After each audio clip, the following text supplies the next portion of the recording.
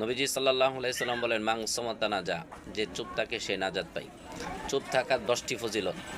1 নম্বর ফজিলত হলো যে চুপ থাকে পরিশ্রমবিহীন ইবাদত। চুপ থাকা পরিশ্রমবিহীন ইবাদত। 2 নম্বর রাজত্ববিহীন প্রভাব, যে চুপ থাকে সে যেন রাজত্ববিহীন প্রভাব বিস্তার করল।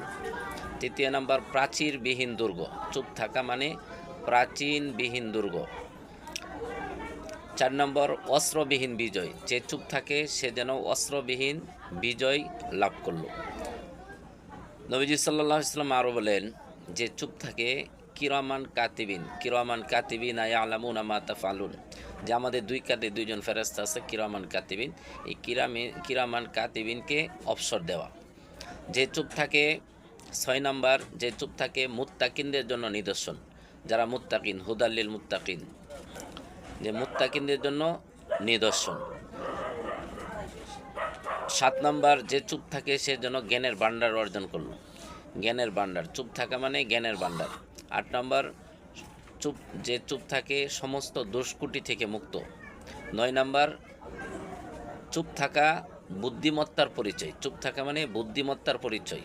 10 নম্বর, অহেতুক গুনাহ থেকে মুক্ত থাকা। নবীজি সাল্লাল্লাহু আলাইহি সাল্লাম বলেন, যারা অহেতুক কথাবার্তা বলে তো এই কথাগুলির জবাব আল্লাহ তাআলার কাছে দিতে হবে।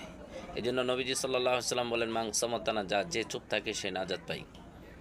আর বিশেষ করে অন্য হাদিসে রাসূল সাল্লাল্লাহু আলাইহি সাল্লাম বলেন যে মুমিন তো ওই ব্যক্তি যার হাত দ্বারা অপর মুসলমান শান্তি পায়, যার হাত এবং মুখের দ্বারা অপর মুসলমান শান্তি পায়। এই জন্য আল্লাহ তাআলা আমাদের সকলকে উক্ত হাদিসগুলোর উপর আমল করার মতো তৌফিক দান করুন। আসসালামু আলাইকুম ওয়া রাহমাতুল্লাহি ওয়া বারাকাতুহু।